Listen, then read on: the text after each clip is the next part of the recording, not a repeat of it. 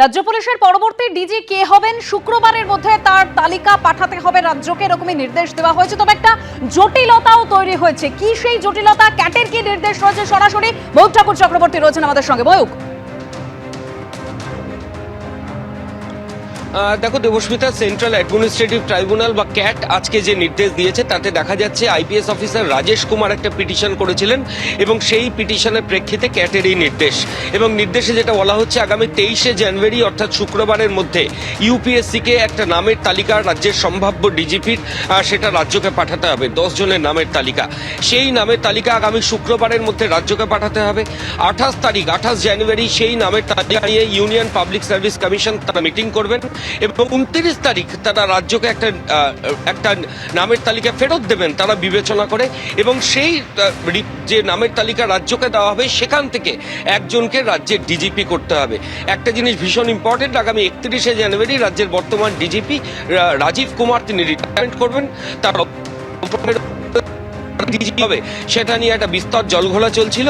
এরই মাঝে রাজেশ কুমারের দায়ের করা এই মামলা এবং তাতে ক্যাটের এই নির্দেশ, এবং ক্যাট এটাও নির্দেশ দিয়েছে যে 2023 সালের 31শে ডিসেম্বর রাজ্যের তৎকালীন ডিজিপি মনোজ মালব্য যখন রিটায়ার করেছিলেন সেই সময় যাদের চাকরি, যে আইপিএস অফিসারদের চাকরি 6 মাস ছিল তাদের নামও কিন্তু বিবেচনার মধ্যে রাখতে হবে রাজ্যকে। ধন্যবাদ ময়ূক। মাঝে মাত্র 10 দিনের ব্যবধান। নরেন্দ্র মোদীর পর এবার সিঙ্গুর যাচ্ছেন মমতা বন্দ্যোপাধ্যায়। প্রায় 4 বছর পর সিঙ্গুরের মাটিতে পা রাখবেন মমতা বন্দ্যোপাধ্যায়। 28শে জানুয়ারি সরকারি মঞ্চে বেশ কিছু শিলান্যাস কর্মসূচির পর রাজনৈতিক সভাও করবেন তিনি। নরেন্দ্র মোদীর পর এবার সিঙ্গুরে যাচ্ছেন মমতা বন্দ্যোপাধ্যায় মাত্র 10 দিনের অন্তরে, যার জেরে প্রশ্ন উঠছে সিঙ্গুরকে মমতা বন্দ্যোপাধ্যায় কি কিছু দেবেন? বড় কোনো ঘোষণা করবেন নাকি ভোটের আগে রাজনৈতিক প্রলেপ? সিঙ্গুরে দাঁড়িয়ে রামকৃষ্ণ ও সারদা মাকে মনে করলেও টাটাদের কারখানা প্রসঙ্গ সম্পূর্ণ এড়িয়ে গেছেন। উল্টো দিকে আরেকজনের কাছে সিঙ্গুর পয়া। সিঙ্গুর তাকে শীর্ষ আসনে বসিয়েছে, রাজনৈতিক ডিভিডেন্ড দিয়েছে। টাটা গেছে কিন্তু তৃণমূল ক্ষমতায় এসেছে। এই পরিস্থিতিতে প্রায় 4 বছর পর সিঙ্গুরের মাটিতে পা রাখছেন মমতা বন্দ্যোপাধ্যায়। সূত্রের খবর, 28শে জানুয়ারি সরকারি মঞ্চে বেশ কিছু শিলান্যাস কর্মসূচির পর রাজনৈতিক সভাও করবেন তিনি, একেবারে নরেন্দ্র মোদীর ঢঙেই। কিন্তু সমালোচকেরা বলছেন মোদী সভা থেকে সিঙ্গুরকে কিছু দেননি। প্রশ্ন হচ্ছে মমতা বন্দ্যোপাধ্যায় কি কিছু দেবেন? অসান করে দিন। উনি একবার গিয়ে সরষে ছড়িয়েছেন, একবার গিয়ে জেসিবি দিয়ে গর্ত খুলেছিলেন মাছ চাষ করবেন বলে। ওখানে মাছ চাষও হয়নি, সরষেও হয়নি, ধানও হয় না, আলুও হয় না, আর রতন টাটাকে তাড়িয়েছেন। বিজেপিকে আনলে টাটাকে ফিরিয়ে আনার দায়িত্ব আগামী দিনে পশ্চিমবঙ্গের বিজেপি সরকারের। এটা আমরা পশ্চিমবঙ্গ বিজেপির যারা প্রমুখ নেতা রয়েছে প্রত্যেকের কমিটমেন্ট, আমাদের কমিটমেন্ট। সিঙ্গুরের মানুষ তো মমতা বন্দ্যোপাধ্যায়ের আন্দোলনের পক্ষে ছিলেন, আছেন এবং থাকবেন। বিরোধীরা যে লাগাতার কুৎসা করছে এবং আজকের মিডিয়া এবং সোশ্যাল মিডিয়ার যুগে বাস্তব থেকে অনেক দূরে থাকা এই কুৎসাগুলোকে খানিকটা প্রচার করে দেওয়া হচ্ছে। তো আমরা আমাদের কথাগুলো বলবো, মুখ্যমন্ত্রী কথাগুলো বলবেন, একদম পরিষ্কার হয়ে যাবে। দুধ কা দুধ, পানি কা পানি। বুদ্ধদেব ভট্টাচার্য স্বপ্ন দেখেছিলেন, রতন টাটাও স্বপ্ন দেখেছিলেন, দুজনের কেউই আর নেই। টাটাদের কারখানাও হয়নি, সিপিএম শাসক থেকে শূন্য হয়ে গেছে।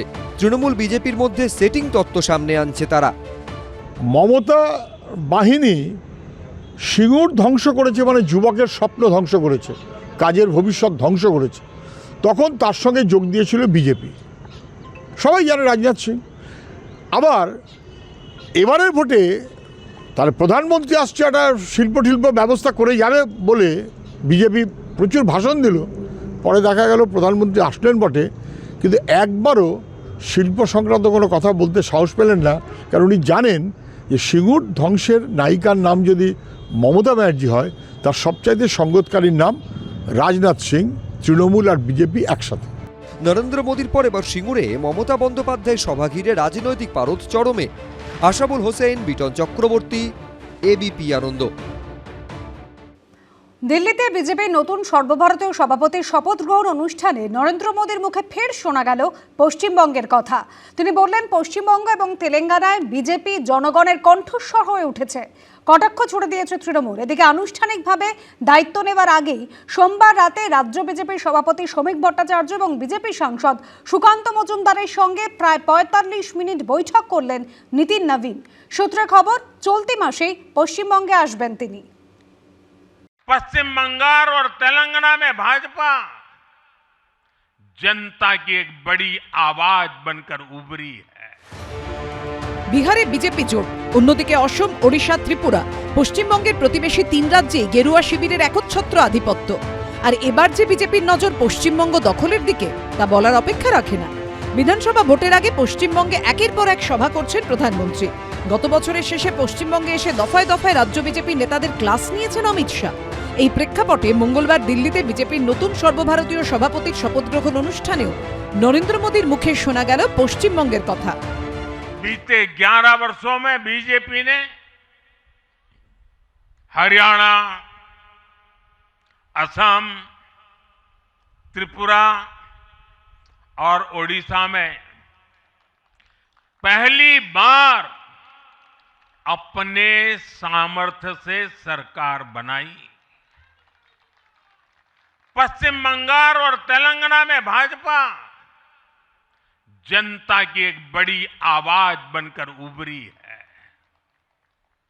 अक्सर होता यह है कि लंबे कार्यकाल के बाद सरकारों के लिए टिके रहना मुश्किल होता है, लेकिन बीजेपी ने इस ट्रेंड को भी तोड़ दिया है। এই নিয়ে কটাক্ষ ছুড়ে দিয়েছে তৃণমূল। যেভাবে পশ্চিমবঙ্গের মানুষ বাঙালি বলে সারা ভারতবর্ষে যেখানে যেখানে ডবল ইঞ্জিন সরকার আছে সেখানে লাঞ্ছিত হচ্ছে, তার জবাব আগে ডবল ইঞ্জিনের প্রবক্তা নরেন্দ্র মোদীকে দিতে হবে। যতই উনি স্বপ্ন দেখেন, 21-এও এসেছিলেন, আপকি বার 200 পার হয়ে গেছিল পকার পার। আরএসএস এর হাতে তৈরি তৃণমূল, তৃণমূল থাকলে বকলমে বিজেপি হয়। এখন কখন বকলমে তৃণমূল থাকবে আর কখন সরাসরি বিজেপি হবে সে ওদের ব্যাপার, কিন্তু নিজের যোগ্যতায় বিজেপি নয়। এদিকে আনুষ্ঠানিকভাবে দায়িত্ব নেওয়ার আগেই সোমবার রাতে রাজ্য বিজেপি সভাপতি শ্রমিক ভট্টাচার্য ও বিজেপি সাংসদ সুকান্ত মজুমদারের সঙ্গে প্রায় ৪৫ মিনিট বৈঠক করেন নীতিন নবীন। সূত্রের খবর, চলতি মাসেই পশ্চিমবঙ্গে আসবেন তিনি। अगले कुछ महीने में तमिलनाडु, असम, बंगाल, केरल और पुडुचेरी में चुनाव होने जा रहा है और वहाँ की डेमोग्राफी की पूरी चर्चा हो रही है। किस प्रकार से बदले हुए डेमोग्राफी में वहाँ चीज़ें बदल रही हैं और हमारे लिए अपने आप में एक चुनौती है, लेकिन हम पूरी तरह से आश्वस्त हैं कि भाजपा का कार्यकर्ता अपने संघर्ष और परिश्रम के बल पर इन 5 राज्यों में सशक्त भाजपा का नेतृत्व प्रदान करने जाएगा। বিজেপির সরকার দশকের পর দশক ধরে আমরা যে স্বপ্ন দেখেছি, যে স্লোগান দিয়েছি, 2026 সালে নীতিন নবীনের নেতৃত্বে সেটাই বাস্তবায়িত হবে। যদিও এসবে কোনো গুরুত্ব দিচ্ছে না তৃণমূল। যে বিজেপির হাল পশ্চিমবঙ্গে খুব খারাপ, সেই কারণে প্রধানমন্ত্রী যে মুখে বলেন কেরলে আমরা ক্ষমতায় আসব, সেটা পশ্চিমবঙ্গের ক্ষেত্রে বলতে পারেন না। ওখানে মুখ রক্ষা করে ঘুরিয়ে বলতে হয় আমরা কিছু জনমত পাব।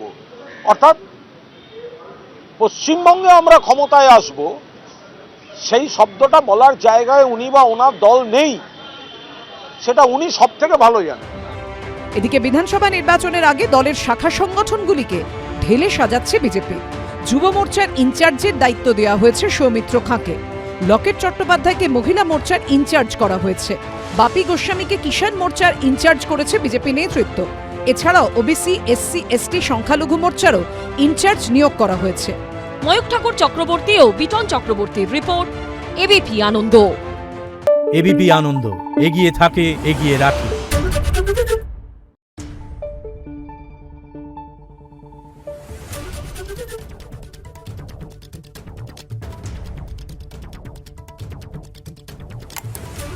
Thank you.